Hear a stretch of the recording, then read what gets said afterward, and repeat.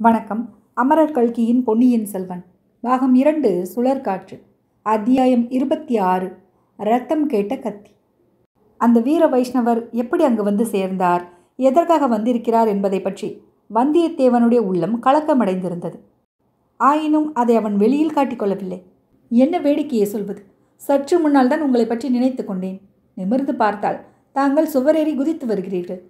கொடுக்கிற தெய்வம் கூரையை பொத்துக்கொண்டு கொடுக்கும் என்று சொல்கிறார்களே, அது சரிதான் என்றான். அப்பனே, சற்று முன்னால் என்னை பற்றி நினைத்தாயா? எதற்காக? இந்த நர மனுஷனை பற்றி நீ ஏன் நினைக்க வேண்டும்? சாக்ஷாத் ராமபிரானை பற்றி நினைத்தாலும் பயன் உண்டு. தங்கள் வாய்க்கு சர்க்கரை தான் போட வேண்டும். முதலில் நான் ராமபிரானை பற்றி தான் நினைத்தேன். இங்கே வரும்போது கடலில் அக்கறையில் ராமேஸ்வர கோபுரம் தெரிந்தது. ராமர் அங்கேதானே சிவனை பூஜை செய்து ராவணனை கொன்ற பாவத்தை போக்கிக் கொண்டார் என்று எண்ணினேன். நில்லு தம்பி, நில்லு. நிற்க முடியாது சுவாமிகளே, என்னால் நிற்க முடியாது. நடந்து நடந்து நின்று நின்று என் கால்கள் கெஞ்சுகின்றன. தாங்களும் கருணை புரிந்து உட்காருங்கள். அப்புறம் ராமரை பற்றி நினைத்தேனா, உடனே ராம பக்தனாகிய அனுமாரை பற்றிய நினைவு வந்தது. அனுமாரை பற்றி எண்ணியதும் தங்கள் நினைவு வந்தது. உடனே பார்த்தால் தாங்களே வந்துவிட்டீர்கள்.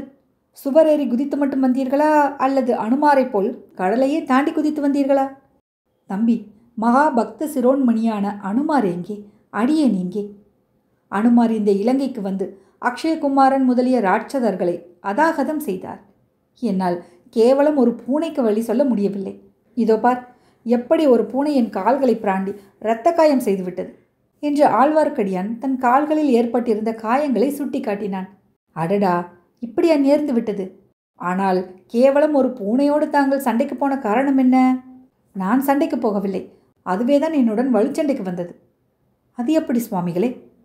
உன்னை தேடிக்கொண்டு நான் வந்தேன். வாசல் காவலர்களை ஏமாற்றி கொல்லைப்புற சுவர் வழியாக ஏறி குதித்தேன். கீழே நான் கால் வைக்கிற இடத்தில் வேண்டுமென்றே அந்த பூனை தன் வாளை நீட்டி கொண்டிருந்தது.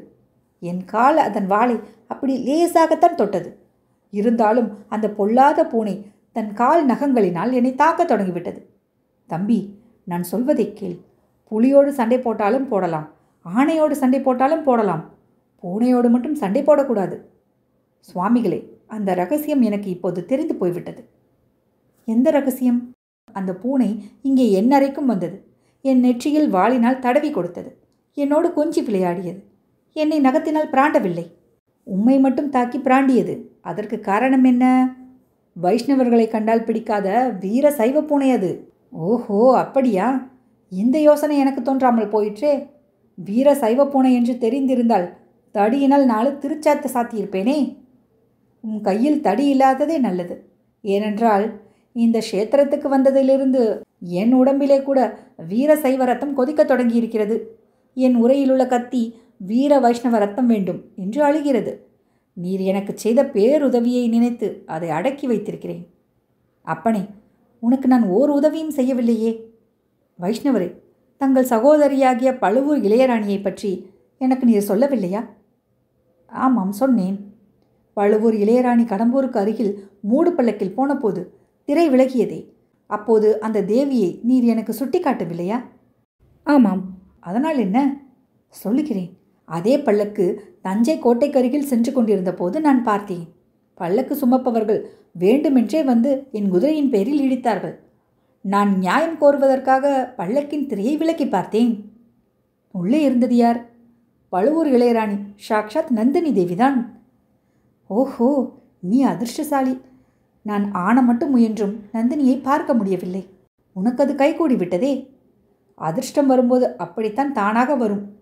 அப்புறம் நான் தங்கள் பெயரை சொன்னேன். தேவிக்கு முக்கியமான செய்தியை தாங்கள் சொல்லி அனுப்பியதாக கூறினேன். நானும் பார்த்தாலும் பார்த்தேன். உன்னை போல் கூசாமல் பொய் சொல்கிறவனை இந்த பிரபஞ்சத்தில் எங்கும் பார்த்ததே கிடையாது. வைஷ்ணவரே, என் மூதாதையர்களுக்கு கவிஞர்களின் பேரில் மிக்க பிரியம். அவர்களே கவிதைகளும் பாடியிருக்கிறார்கள். அதனால் என்ன? கவி பரம்பரை ரத்தம் என் உடம்பிலும் ஓடுகிறது. அதனால் சில சமயம் கற்பனை பொங்கி வருகிறது. உம்மை போன்ற பாமரர்கள் அதை பொய் என்று சொல்வார்கள். நல்லது, அப்புறம் என்ன நடந்தது? என் கற்பனையை கேட்டு வியந்து நந்தினி தேவி பழுவூர் முத்திரை மோதிரத்தை கொடுத்தார். அரண்மனையில் வந்து பார்க்க சொன்னார். போய் பார்த்தாயா? பின்னே பார்க்காமல் இருப்பேனா? உடனே போய் பார்த்தேன். என் வீர தீர பராக்கிரமங்களை பற்றி நானே சொல்லி தெரிந்து கொண்ட நந்தினி தேவி எனக்கு ஒரு முக்கியமான வேலை கொடுத்தார். அது என்ன வேலை? இந்த இலங்கையில் மதுரை பாண்டிய வம்சத்து மணிமகுடமும் இரத்தின மாலையும் இருக்கின்றனவாம். இலங்கை அரச குடும்பத்தார் மலைநாட்டில் ஒளித்து வைத்திருக்கிறார்களாம். அந்த நகைகளை எப்படியாவது தேடி கொண்டு வந்துவிடு என்று சொல்லி அனுப்பினார். அது இவ்வளவு கஷ்டமான வேலை என்று எனக்கு தெரியாமல் போயிற்று. பெரிய பழுவேட்டரையரின் பொக்கிஷத்தில் உள்ள ஆபரணங்கள் 1000 கழுதை பொதி கனம் இருக்கும் என்கிறார்கள். அவ்வளவும் இளையராணிக்கு போதவில்லையாக்கும். சரி, கொண்டு வந்தால் உனக்கென்ன தருவதாக சொன்னாள்? தஞ்சை கோட்டை காவலை சின்ன பழுவேட்டரையரிடமிருந்து பிடுங்கி எனக்கு தந்து விடுவதாக சொன்னார். தம்பி, தஞ்சை கோட்டை காவல் உனக்கு கிடைத்தால் தட்டுத்தடங்கள் இல்லாமல் நான் கோட்டைக்குள் வரலாம் அல்லவா? அழகாய்த்தான் இருக்கிறது. எனக்கு தஞ்சை கோட்டை காவல் கிடைக்கிற வழி என்ன? நான் தான் இந்த ஊரில் வந்து இப்படி அகப்பட்டு கொண்டேனே என்று வந்தியத்தேவன் மிகவும் சோகமான குரலில் கூறினான். ஏன் அகப்பட்டு கொண்டாய்? எதற்காக உன்னை சிறைப்படுத்தி இருக்கிறார்கள் தெரியுமா என்று ஆழ்வார்க்கடியான் கேட்டான். பழுவூர் ராணி கொடுத்த முத்திரை மோதிரத்தை என்னுடன் கொண்டு வந்தேன். இங்கேயும் அதற்கு செல்வாக்கு இருக்கும் என்று எண்ணினேன். அதுதான் தவறாக போயிற்று. அது தவறுதான் தம்பி, பெரிய தவறு. இங்கே சேனாதிபதி கொடும்பாளூர் பெரிய வேளார் அல்லவா? பழுவூர் வம்சத்துக்கும் கொடும்பாளூர் வம்சத்துக்கும் பெரும் பகை என்பது உனக்கு தெரியாதா? தெரியாமல் வந்துதான் அகப்பட்டு கொண்டேன். என்ன செய்கிறதென்று தெரியவில்லை. தம்பி, நீ கவலைப்பட வேண்டாம். கவலைப்படாமல் உன்னை விடுதலை செய்வதற்காகவே நான் இங்கு வந்திருக்கிறேன். ஓஹோ, உன்னை ஒரு சமயம் ஒரு உதவி கேட்டேன். நீ மறுத்து விட்டாய். ஆயினும் நான் உனக்கு உதவி செய்ய வந்தேன். என்னுடன் எழுந்து வா. இந்த கணமே இச்சிறையிலிருந்து தப்பிவிடலாம். வைஷ்ணவரே, தாங்கள் சீக்கிரம் இங்கிருந்து போய்விடுங்கள். ஏன் அப்பனே? என் உரையிலுள்ள கத்தி அதிகமாக புலம்பத் தொடங்கியிருக்கிறது. ஒரு வீர வைஷ்ணவனுடைய ரத்தம் வேண்டும் என்று கேட்கிறது. கேட்டால் கேட்கட்டுமே. என் உடம்பில் வேண்டிய ரத்தம் இருக்கிறது. உன் கத்திக்கு தேவையானால் கொஞ்சம் சாப்பிட்டு விட்டு போகட்டும். நீ எழுந்து என்னுடன் வா. இல்லை, நான் வர முடியாது. காரணம் என்ன?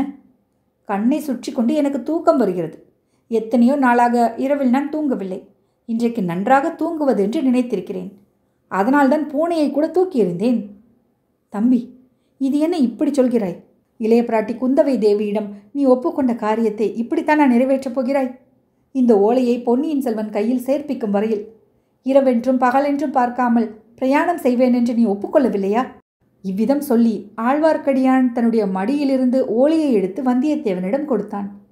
அதை ஆர்வத்துடன் வந்தியத்தேவன் வாங்கி கொண்டான். இதுவரையில் ஆழ்வார்க்கடியான் தன் வாயை பிடுங்கி வஞ்சித்து ஏமாற்ற பார்க்கிறான் என்றே அவன் எண்ணியிருந்தான். இப்போது அந்த எண்ணம் மாறியது. இந்த ஓலை தங்களிடம் எப்படி வந்தது என்று கேட்டான். சேனாதிபதி விக்ரமகேசரி தான் கொடுத்தார்.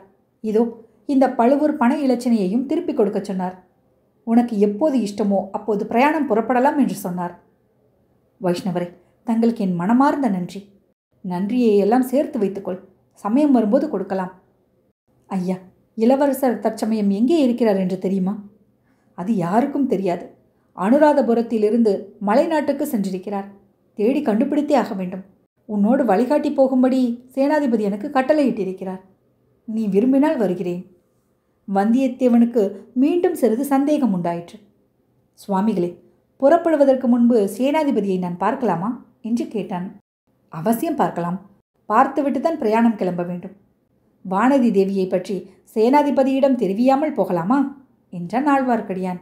இதை கேட்ட வந்தியத்தேவன், இந்த வீர வைஷ்ணவனுக்கு உண்மையிலேயே மந்திர வித்தை கைவந்திருக்குமோ என்று வியப்படைந்தான். அத்தியாயம் 26 நிறைவுற்றது.